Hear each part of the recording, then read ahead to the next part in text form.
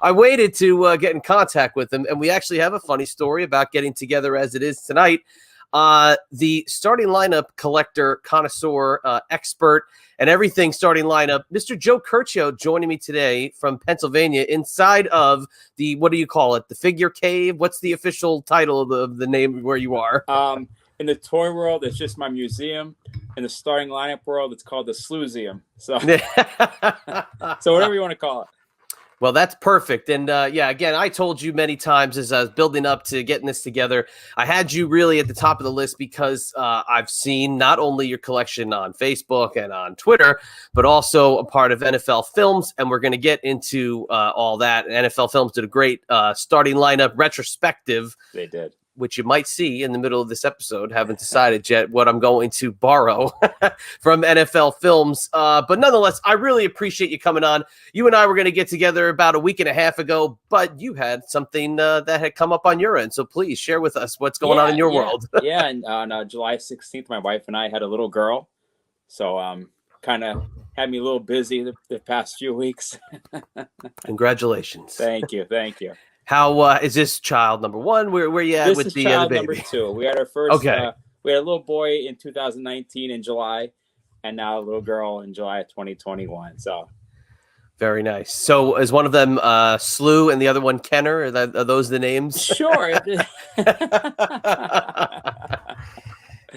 You got to stick with it in the starting lineup family. But let's talk about it. You know, and you have your toy museum. It's not just starting lineups. You have a plethora of things in your collection. Why don't you kind of share with the viewers here of Collect the Brand exactly what you collect, and then we'll work our way into the starting lineups. Sure. Well, I started collecting starting lineups back in 1990. Okay, and that evolved into me collecting other toy lines that I was from when I was a child. In the mid 2000s, around 2005, I got into GI Joes because that's what I had when I was a kid, and that kind of fell into then Star Wars to Transformers to Masters of the Universe to wrestling figures. It just kind of snowballed into this mass of toys. And it's only vintage stuff. It's only stuff from the 80s and 90s, basically when I was a kid, or stuff that I remember, just enjoyed. I don't buy today's toys. I'm not a collector of anything like that. Today's toys are kind of yesterday's toys. Everything is being recycled. So it's kind of a double-edged sword. You're just not buying into the rehype of the same figures for like the 8th, 9th, 10th time they're being recycled. I want the original one that I had in my hands, 20, 30 years ago. Yeah, and it's great. I mean, again, I've seen what you have, and, you can describe what you have, behind you and so forth with the museum. But outside of the starting lineups, what has kind of been the ones that you said, okay, I'm not going to go and collect out of all those lines? I mean, basically, when I was a kid, I loved Star Wars. I mean, what kid, I'm 46, so what kid didn't love Star Wars? Not too many. But as a kid, I hated the toys. I didn't own one Star Wars figure. I wasn't my thing. And as an adult, I started enjoying the toys, and that's when I got them. Probably bought them at the wrong time. Well, a good time, but a wrong time, And but I mean, I never got really into any lines that I didn't not enjoy. Like, I don't know. Like, I do enjoy rare things or things that are hard to find, even if I wasn't a fan of it as a kid. But I can't think of anything that I liked as a kid that I don't have now. So sorry, I can't really answer that. That's perfectly fine. I mean, you're a re-amasser of everything vintage, so it's all good. You don't need to neglect anything. I think of the lines that I grew up loving. Big Superpowers fan, big wrestling guy. Starting lineup at the top of the list. GI Joe. Mm-hmm. I haven't really gone back. I've pretty much sold everything I've had over time and recollected things over time. But it's one of those things where there's a couple where I'm like, all right, I can't go all the way back in because now prices are going up up the charts big time. But that's not just with one single solitary line. It's across the board. That stuff that we grew up with that we might not have thought as being this expensive is now astronomical in terms of value. Correct. I mean, if I started collecting, 3, 4, 5 years ago, I'd be broke a long time ago. I was lucky enough to get in it. Like I said, 2005, 2006. Right. not too many people were doing what I was doing. I don't think so anyway. And you could get the stuff really cheap. And basically, I was just buying collections, restoring it all, selling off the doubles to buy more collections, and that's how I got this mass of collection behind me. It's just, it was a game. It was fun. I enjoyed it. I enjoyed the research of it. I learned so much stuff that I didn't realize as a kid. I had no idea about the international figures and certain variations. I didn't know that stuff. I was amazed by certain things that came out there, like exclusive to Toys R Us. I had no idea. In where I lived, there was no Toys R Us. So, I learned so much recently, which is not recently, but in the 2000s, that I had no idea this stuff came out so many years ago. No idea. I grew up around toy shows. I grew up with two uncles that were either toy dealers or toy collectors. So I kind of got an education at a young age as to the things that you're talking about in the mid 2000s. I was always the one on the side being like, "Oh, I knew that already." Oh, I was reading Tomarts in the mid 90s. Sure, yeah. I was really ahead of the game. Yeah. But what you just said works perfectly into the starting lineup conversation. Starting lineup, and what we know of starting lineup being a toy line by Kenner and then Hasbro, incorporating all the major sports, was developed really with a regional mindset. And the teams that were in your designated area were the figures you were going to have availability until they did more mass assortments of the all-stars and the guys that you could really, get your hands on. So you said you found starting lineup in 1990. I got my first set of starting lineups in 1988. The New York Mets, the full, I think 9-figure assortment from 1988. That's when I first fell in love with it. But talk about yours, 1990. What was the first starting lineup figure that brought you to the dance? My first starting line figure, I knew about them. I had a cousin that was buying them in 88, 89. I was really into baseball cards. That was my thing. And in 1990, I was in a Hills department store. I don't know if you're familiar with Hills. Yes. Yep. And I go in and I would always check them out, but I would never buy them. And my favorite player was Don Mattingly, and there was a Don Mattingly on the shelf, probably multiple of them, and I bought it. Actually, my parents bought it for me, and ever since then, I've been just absolutely hooked. There actually was a moment, as years went on, that I actually sold a lot, and I only had like maybe a handful left, and but then I got right back into it. Yeah, it seems like you did, just judging by the view over your shoulder. But that's kind of the story of a lot of collectors is, you collect something, sometimes you have to let it go, but most of the time it's like the mafia. We get drawn back in. We're always, and that's a good time. We'll talk about Goodfellas ice cream later, but it's like the mafia. You get drawn back in somehow. But for you, starting it off with Donnie Baseball, 1990, it's a great launching pad. But it wasn't just the baseball, and it wasn't just Donnie. It was everybody. It was you turn over the back of that card, and you would see all the guys listed under all the teams, and just wonder, how am I going to get my hands on that? So, when do you think you started to expand the palette of the starting lineup collection? Again, when I started collecting, I was 14, 15 years old, so the money I didn't have lots of money, of course, no kid does. And they were probably like $5 or $6 at the time. And that was a lot of money back then, so I would just dabble. A couple favorite teams, favorite players like Barry Sanders, stuff, guys like that. Of course, the Yankees. And I was a big Chicago Bulls fan. So Michael Jordan, of course, and he was always around. But in 91, 92, is when you really started to feel a buzz, and you could tell I'm not the only person looking for these anymore. Right. And at a young age, I turned into a business already, and I started buying and selling them. And really, yeah, interesting. Yeah, I was 15, 16 years old, and I was already doing card shows, selling starting lineups, and I tried to get a direct account, but I wasn't old enough. I had to be 18. I wasn't 18 yet.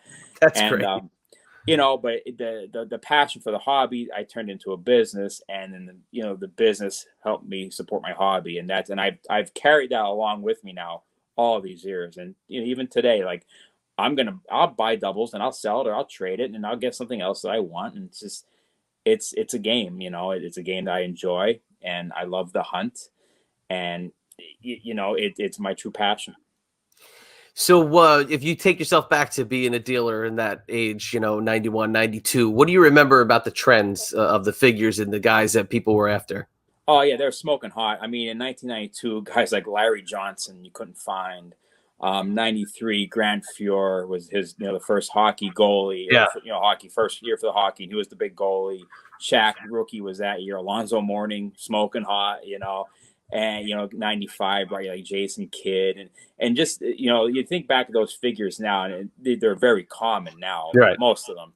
But back then, I mean, they were going for 20, 30, 40, $50. It was absolutely amazing. The 96 Chipper Jones was $100 figure back in 1996. I mean, just such a hot figure. And the thrill of the hunt to go in a store and to see one of those just hanging on the shelf.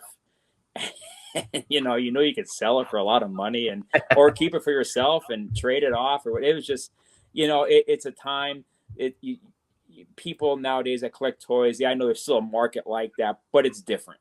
It's not the same. It's just not the same. You can't duplicate that feeling. Not at all. And the packaging, basically, for each individual line at the beginning, they all had their different look. The baseball had the blue, the football had the green, the basketball had the red. Later, hockey would have the yellow.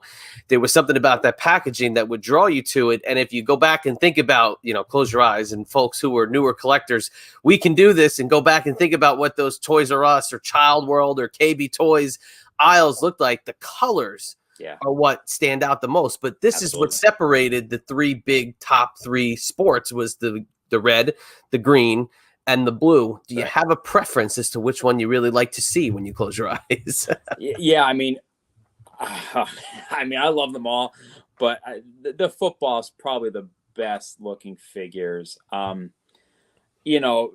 is a close second. Baseball were kind of super generic early on, but they got really better looking late 90s. They really did. But that green cardboard, it's tough to talk. I mean, my favorite color personally is red Yankee hat, but that green football, I don't know. That's tough. That's tough to beat.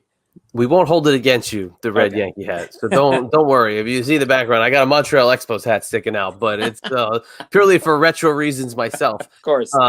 But yeah, I mean, again, and it's not just the colors that strike you, it's the players. And it's that iconic era, the 80s into the 90s, Jordan, Bird, Magic, and then on baseball, you got Mattingly, my personal favorite, Gary Carter. You have these legends. Yeah. That we're seeing for the first time. A lot of the molds, a lot of the figures look alike, which kind of stinks. Yeah. But the card inside of it, and you said you're a baseball card guy too.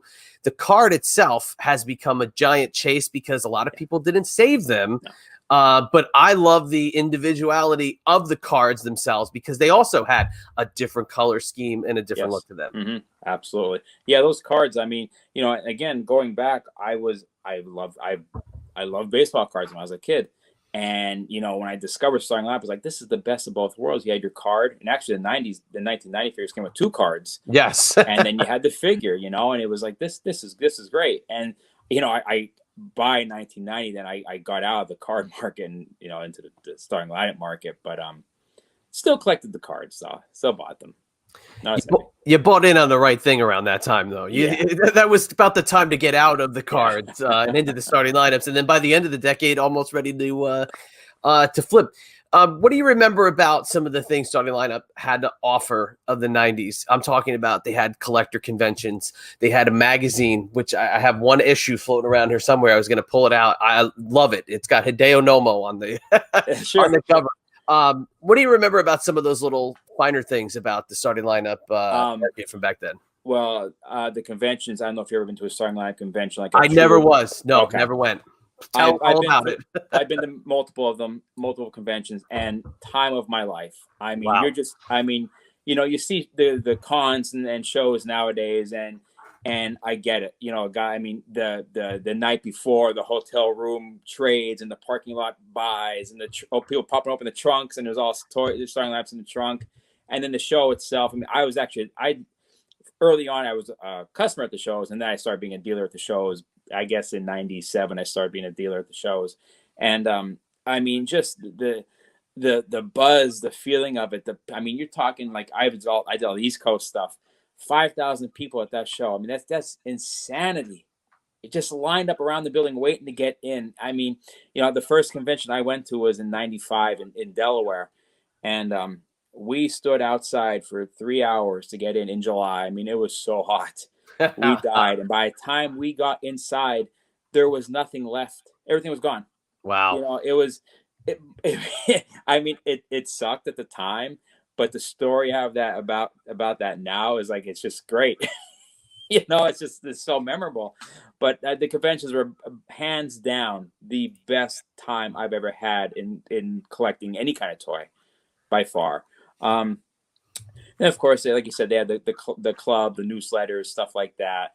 Multiple magazines, Tough Stuff, and collecting figures. They all did articles on starting lineups. Even a few years ago, Beckett did an article on me. They were still about my collection, so they were still on the game of starting lineup. So that's pretty cool. But the convention's by far best time ever. Can't beat it. I just remember always seeing the ads for them and then recaps in different magazines and that looking like that. But the kind of incentive of going to those conventions was the convention exclusives, Yes. which until, this glorious thing called eBay, Yeah. you really couldn't find. You couldn't see them just kind of hanging on a peg in somebody's shop. You really had to be there. What do you remember about some of the convention exclusives and kind of being able to get those? Now, was Kenner on hand for those to sell them? Like, how did those get incorporated? Yeah, Kenner, Hasbro, was there. And they had displayed upcoming lines coming out within the next year, months, whatever.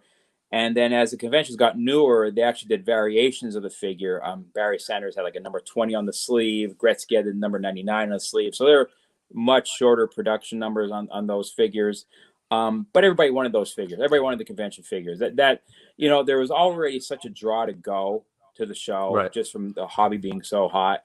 But the figures, of course, just added to the hype of it. And, 95 Montana was the first convention figure that they did. And, they started off right because he was so popular at the time and it was on the Chiefs, just changed teams. And so it was pretty cool. Have those kind of held up in value in terms of being able to grab them? Not at all. Really? Interesting. Yeah, not at all. The variations, yes. The Gretzky, the Jeter, there's a Jerry Rice, Barry Sanders, Mark McGuire. The variations of those, they do go for some decent money, nothing astronomical. But the convention figures themselves, I mean, you could probably still get them between $5 and $20. 20 might be too expensive, yeah. That's kind of the oddball with starting lineup because it is still such a memorable line and it still has such collectability. But the pricing has kind of like it's an affordable grab. It's something that you could say, I want to get into it tomorrow. And it's not chasing all the big ones. You could get in it and get a really nice set for a very little amount of money. Absolutely. I mean, you could spend $100 and get yourself this unbelievable collection. If you stay away from the old stuff and you just go after your favorite players or teams or figure, whatever the case, pose, whatever, you could get yourself a really nice collection for, cheap. You really could. It's a great bargain hobby, and it's very enjoyable. It's great. I've noticed within the past 5 years, young kids really getting into them. Yeah. And it's amazing. They know Bo Jackson. They know Barry Sanders. They know Barry Bonds. They know these people, even though they never saw them play. But they know the names and they like the figures. And it's really cool to see. Now, do you think that has anything to do with these new stadium re-releases that they're doing, a more modern take on the starting lineup? It's, I guess, whatever entity owns the rights to the name starting lineup, which I'm kind of like surprised you don't actually own it at this point. But, whoever owns the name of starting lineup, I looked it up. I just can't remember their name off the top of my head. But, I mean, do you think that's kind of drawn any interest? You go to a ball game, you get a starting lineup, you go, oh, what the heck is this? You look it up and you see what's at your fingertips. I honestly, I don't think so. I mean, here they did those stadium giveaways for maybe 2 years. I don't think they had any last year. Well, last year was weird with anything, but they didn't really bring back any of the old players. It was new players or current players, right? And the logo is different. Maybe a little bit, but I don't know. I just think I think you see so much more retro sports online anymore. Instagram, Facebook, Twitter, anywhere. You're always seeing highlights of Jordan and Barry Sanders and Emmitt Smith, and kids are seeing this. Maybe some shouldn't be on social media at a young age, but they Yes. are, whatever. But they're seeing this stuff online, and I think they see the name, and it's a toy, and it's more toys nowadays. You go in the store. I'm sorry, they're geared for adults. There's no doubt Oh about it. They yeah, are geared for absolutely. adults. I think 100%. a kid just enjoys that touch, that feel in their hands, that genericness of it having in their hands. And it's small, and it's neat to pose. I think just new toys are just too detailed for kids. I really do. Yeah, I mean, look, you wanted to get creative. I'm a few years younger than you, so I would take them, I'd set them up in their alignment. I'd put them in the diamond. I'd put Doc Gooden on the mound. You put Sure. Lenny Dykstra out at second base sliding. You could do your little creative ball game management with a full team set, especially, like I said, 88 Mets was stacked. You had everybody that wasn't nailed down. But I'll tell you a funny story about that. I did a signing with Keith Hernandez this past April, and there was a starting lineup to be signed. And Keith Hernandez looks at it, signs it, looks at it again, and he said, and I quote, "I hate this figure." Well, it looks nothing like. Okay. I said, "Well, why?" And he said, "It looks nothing like me." He said, "And I think it came off rather lazy." So let's talk about that, the design. The first few years, and maybe even some of the later years, very lazy in terms of switching out the heads, which is a funny story about the football side, but we'll get to that. But what about the laziness you think of some of those years? Do you look past it? Do you not look at Donnie Baseball and Keith Hernandez, see the same guy and just turn your head?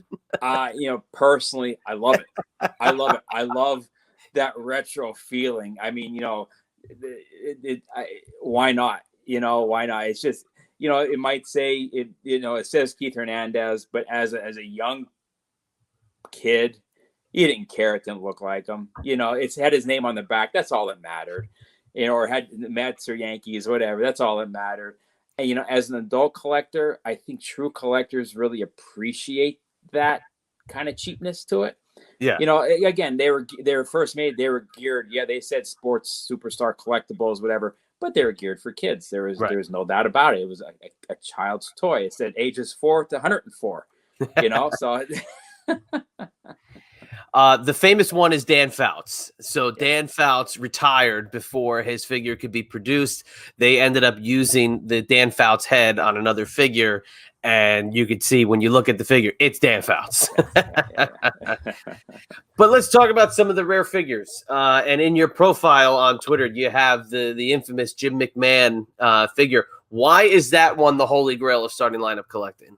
Well, Jim McMahon, first of all, I'm a huge Bears fan. He's one of my favorites, hands down.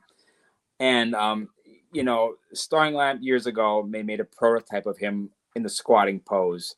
And for whatever reason, they scratched it and did not make him in squatting pose. Now, that pose, even today, is just it's a hugely collectible figure in the Starting Lamp world, the squatting pose. And there's, I think, so squatting as in like he's taking the snap? Like he's taking the snap, yeah. Interesting, because they never did one like that. What's that? They never did that pose, correct? Not for Jim McMahon, but for others they did. Okay. And it's very collectible. Every fan loves that pose. And I think they did maybe 9 guys, 10 guys, something like that. And I had the opportunity years ago to buy that prototype, and I was young, and it was, I believe, $900. Oh wow. And I just got my first ice cream shop, and my wife, my girlfriend at the time, now my wife, just got our first apartment. And I was like, you know what? I'm not going to spend the $900.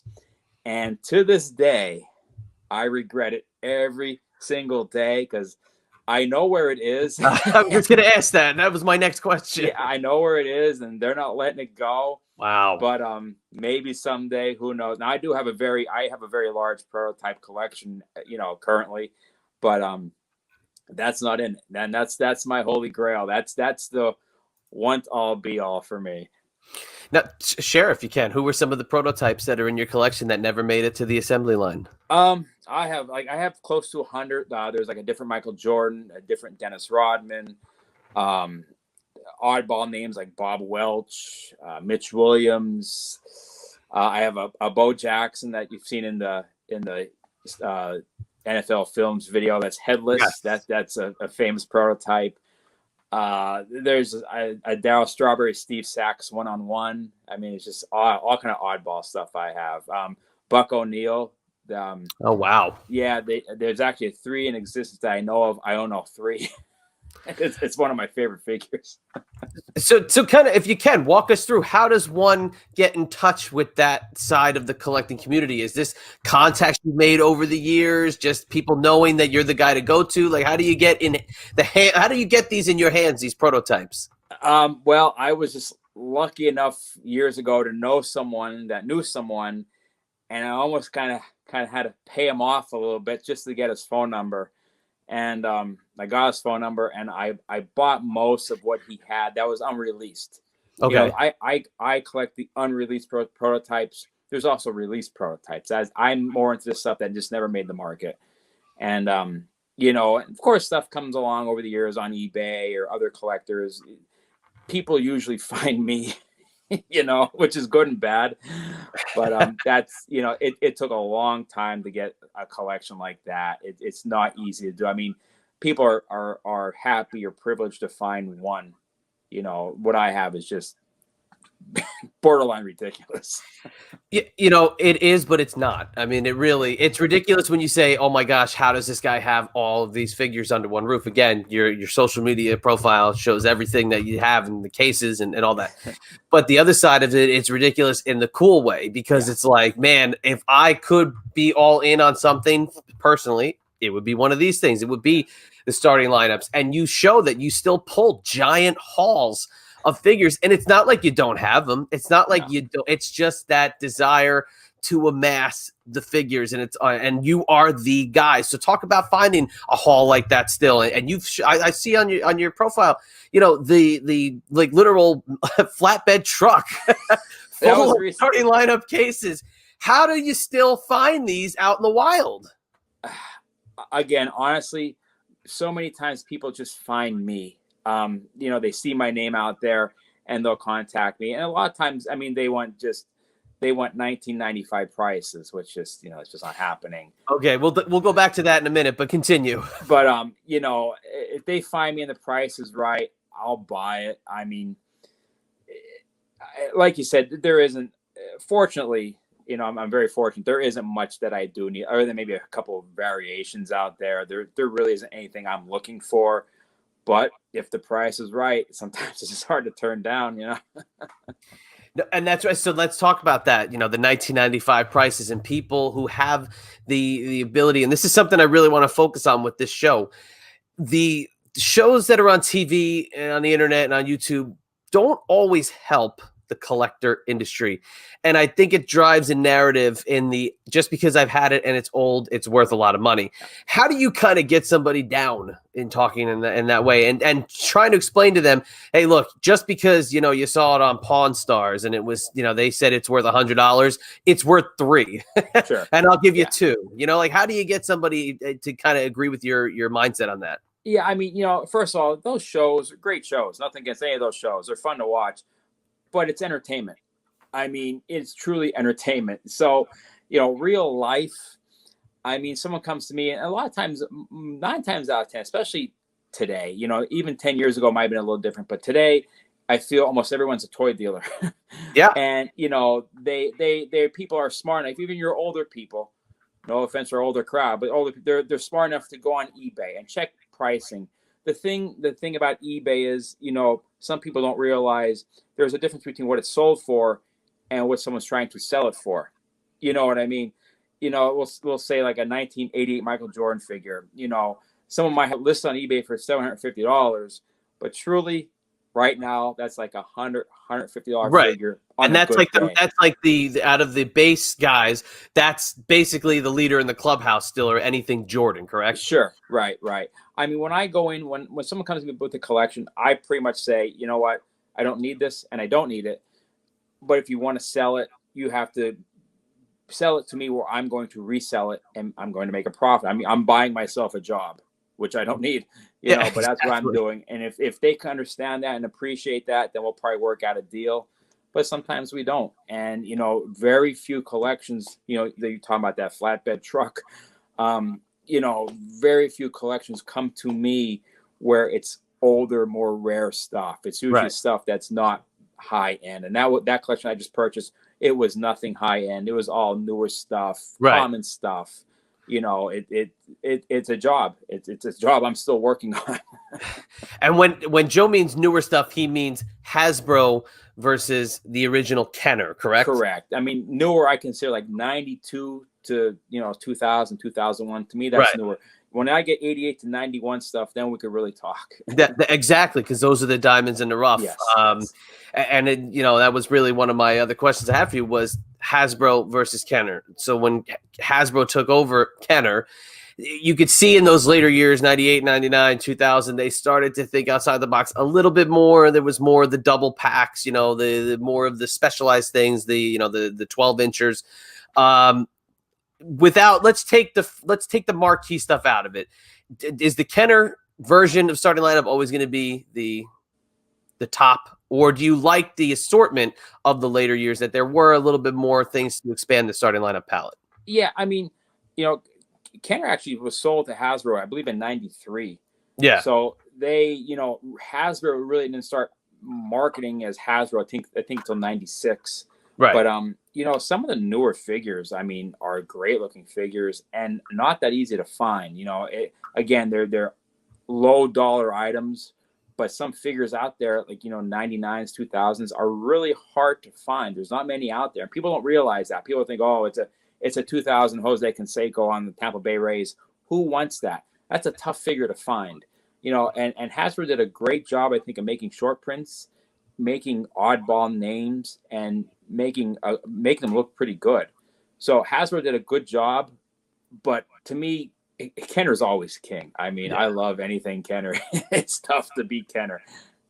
Yeah, it's funny. They're a little bulkier as the years went on. They got a little more buff. Yeah. They had a little more detail. The bats got a little thicker. Mm-hmm. Maybe that also has to do with the era of baseball. Guys were a little bulkier, so they had to be a little more true to life. And I could tell you, Tony Womack, I did a signing with Tony Womack last year, and I had the starting lineup there for Tony to sign. Sure.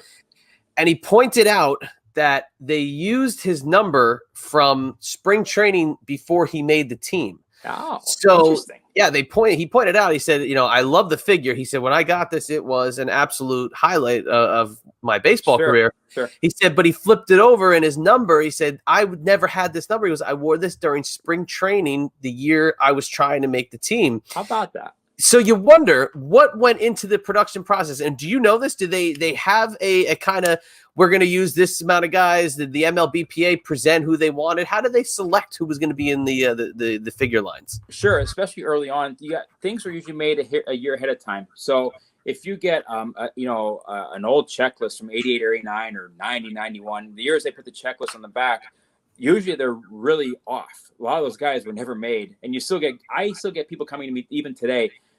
Joe, I'm looking for so-and-so. I'm looking for a 1990 Rafael Ramirez. Why can't I find it? Well, he's on the back of the cardboard. Well, they never made him. And, but those cardboard backings are usually decided a year ahead of time.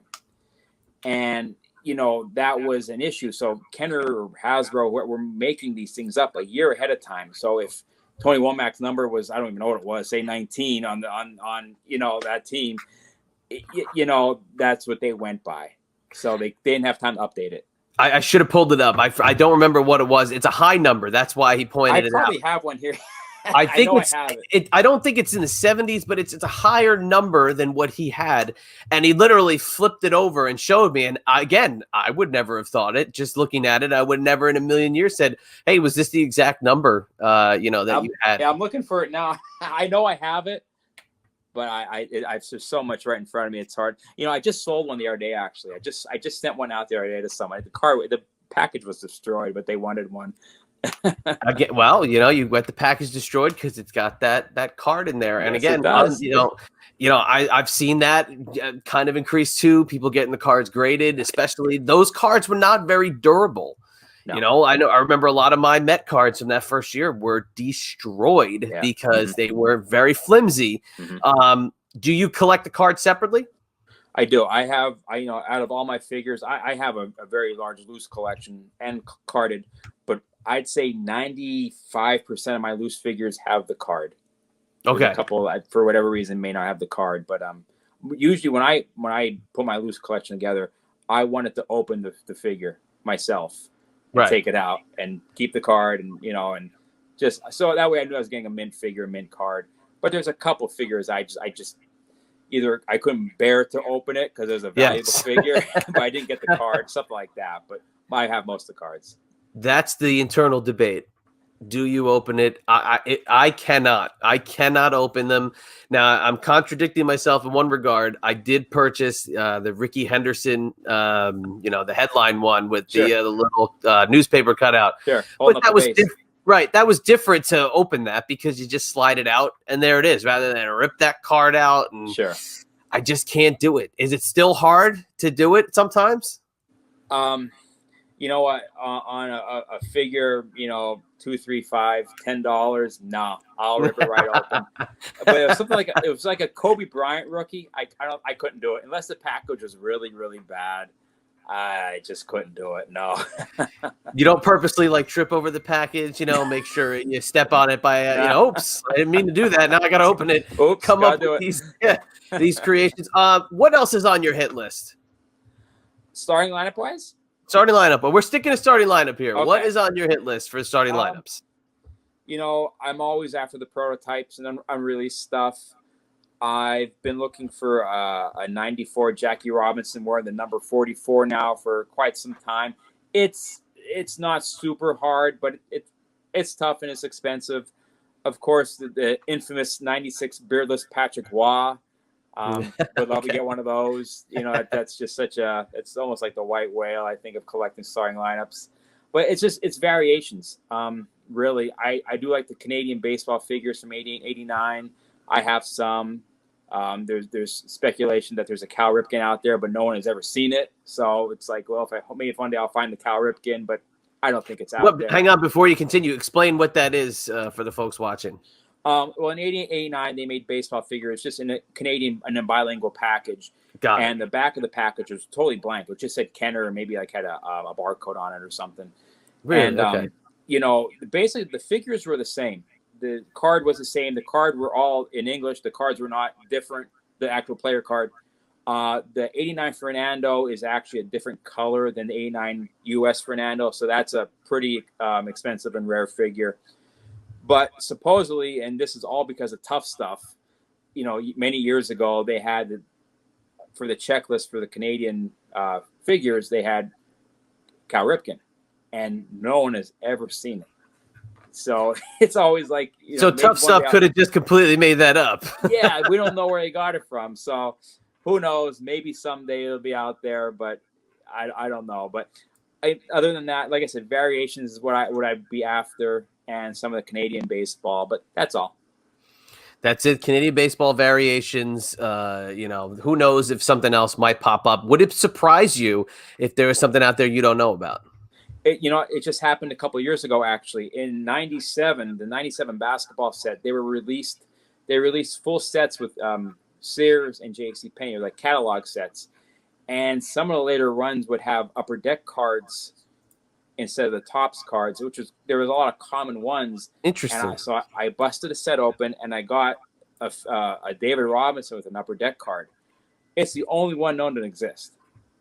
So, man, total dumb luck. I mean, I have yet to see another one, but there's a couple other rare ones out there like that. And this just happened 4 years ago. So, anything in the toy world, in any collectible world, vintage toys, there's always something new popping up, some kind of variation or error or something like, whoa, where did this come from? So it makes it interesting.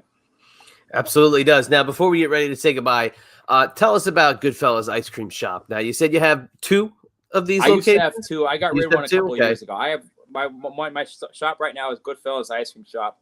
It's in Hazel Township, Pennsylvania. It's my job. It's what I love to do.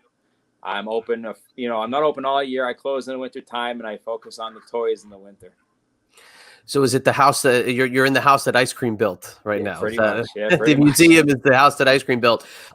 What I love about what you do there is you make a strong emphasis on, selling cards there and kids busting open old packs. Do you still get that thrill seeing a kid open up a 25-year-old pack and seeing who he pulls out? Yeah, there's nothing like it. I had a few young kids come in a few weeks ago, and with their parents. I don't think they just had a baseball game or something, or a little league game, something. I don't know what they're at.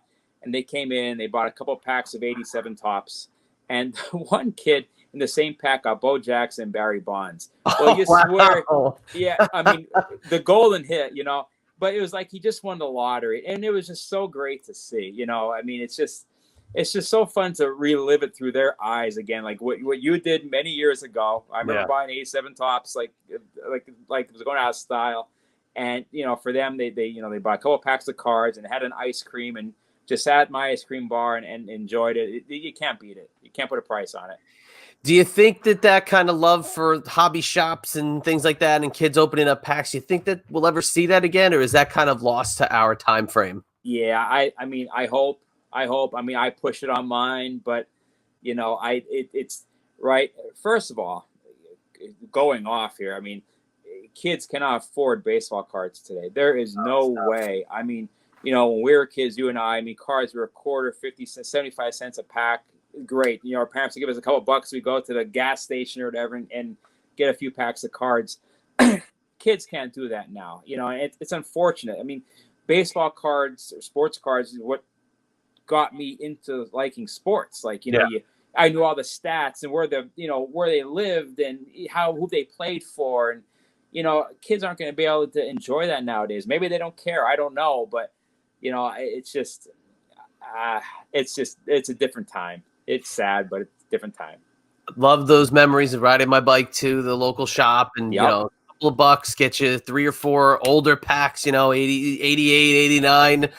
And even though you couldn't afford, Studio in 92, you could get a pack of 89 tops for 50 cents. Before we wrap up fully, I just want to mention the NFL Films spot. They did a little retrospective on starting lineups. It's a few years old now, but you did get featured in that. What did that mean to you to have your collection spotlighted like that? Oh my God. I mean, honestly, one of the biggest highlights in my collecting. I mean, awesome time, great guys, super awesome to deal with. I mean, I think my spot was like 5 minutes long. I was with them for I think 6 or 7 hours. It was a long day, but man, I mean, just for those guys to come in and talk about them and, pick out the stuff for them to shoot and just, I can't even explain the feeling. Just something I'll never forget. I'm so honored to have been able to do something like that. And, I mean, just the pinnacle of my collecting career, I guess, It's a wonderful way. And you can check it out on YouTube if anybody wants to watch it. You just have to type in starting lineup, NFL Films. It's the first thing that pops up, well as some of your videos. So tell the watchers here of Collect the Brand, if they so inclined to do so, where they can find everything under the Joe Curcio umbrella and, what you've got going on in your world. Sure. I mean, on YouTube, I'm Curch, Curch. I throw a few videos on once in a while. Twitter, Joseph A. Curcio. Instagram, I'm at Curch's Insta. And of course, I'm on Facebook as well. But type in starting lineup, my name, and you'll see something about me. To be the guy associated with the thing is pretty damn good. So all the credit in the world to you. And I appreciate you doing this because, like I said, when I put the concept for this show together, you were exactly who I was looking to get in terms of the collecting community and showing people what's out there, and not just the people who brought them to life, but also the people that brought them life inside of a collection. So that's why I really wanted you on for this first episode. So I thank you for that. Thank you for having me. Absolutely. And we will say goodbye for this episode of Collect the Brand. It's episode 1, so hopefully there will be an episode 2 here. Going to hope and pray that happens. But if you want to follow me on Twitter, it's at ChadEMB. On Instagram, it's at IBExclusives. My website is IBExclusives.com. You can find out all the information on my autograph signings and anything I got going on that website. So for my man Curch, This is your old pal. We will catch you on the flip side. The preceding presentation was brought to you by the Realm Network.